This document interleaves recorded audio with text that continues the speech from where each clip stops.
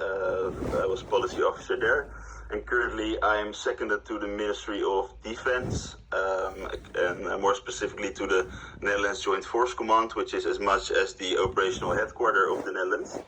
I will also come back on the second and the current position, but we'll first talk a little bit about my first. Okay, so you have the Ministry of Foreign Affairs, and you have different directorates. So, for example, there is one of international cooperation, there is a directorate for economic cooperation, and in my case, I was with the Directorate General for Political Affairs, which is divided into thematic departments and regional departments. And I was in the Asia-Oceania department, but you also have the Middle East department, the Africa department, Western Hemisphere department, etc. And within the Asia-Oceania department, I was in the East Asia cluster and specifically responsible, together with one other colleague, for Japan, North and South Korea, and Mongolia. So, a desk officer, or a country officer, or a policy officer, you can give it many names, but what does such a person do?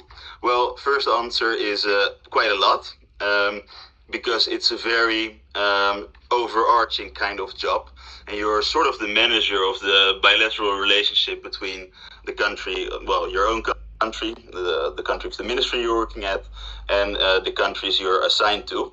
And this is really the interesting world of diplomacy, I would say, because it's you're very close to the fire, I would say.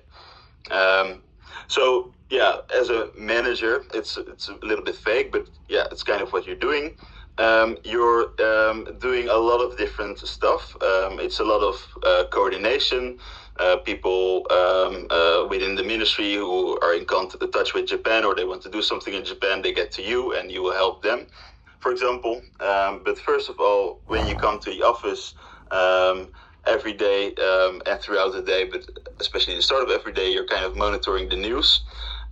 So what is happening in your countries? What is new? Is there anything unexpected or anything of importance that other people should know? And of course, it doesn't need to be like, you don't have to report if there's let's say a car accident somewhere in Japan. But of course, if there are elections, or if the government stepped down, or if there's a major crisis or earthquake, that kind of things, you would like to report them to your superiors. Sometimes you have big issues, right? So what if you have elections and the results, then your minister would also like to know it.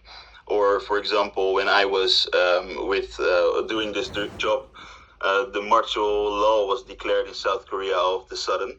So in this case, you have to involve the right people, because the minister even would like to know these kind of developments. So you're signaling a lot of things. Then, the main task actually is developing and formulating policies. So advising on policies, you really have to do your best to identify opportunities or risks or whatever things. Maybe a good example is last year was a very important year of the bilateral relationship between Japan and the Netherlands, because it was 425 years of bilateral ties, and also the World Expo was hosted in Japan, and our king and our prime minister, they visited, so we were involved in that as well. And then you can sort of, it's an overarching theme, but you can identify a lot of things you can do things in, or initiate new kind of things in the relationship.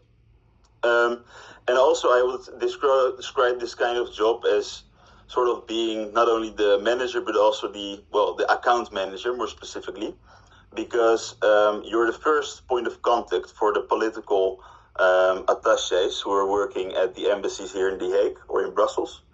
So in my case, I was the point of contact for the South Korean embassy and the Japanese embassies here in The Hague, and the Mongolian embassy in Brussels. They come to you with all kinds of questions, and you just have to help them. And on the other hand, of course, we as the Netherlands, but any country has embassies in other countries. And those embassies are the main source of information for us as a ministry, because the people are out there. They're seeing what is happening there. They have a broad network of not only government officials, but for example also NGOs. If you need any information, you can get it from them probably. But of course, they also need it from The Hague. So this is a continuous, stream of communications that you have to maintain. And also a very important part is preparing bilateral meetings. Ministers are meeting each other, sometimes prime ministers or even state visits.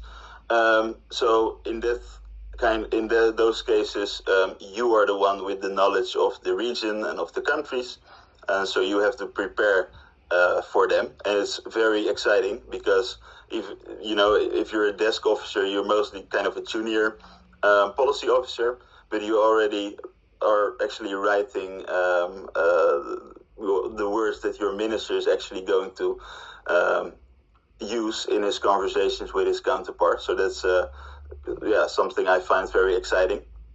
And I will give you some concrete examples of that. For example, here you see the previous Minister of Foreign Affairs of the Netherlands and his Japanese counterparts, Veldkamp and Iwaya, and they're just holding a regular meeting here. Next to our minister, my director is sitting, and everything they are talking about, we actually prepared. So it's not just that we think of, what would be nice, but first of all, we think of what are our deliverables, what is opportune to say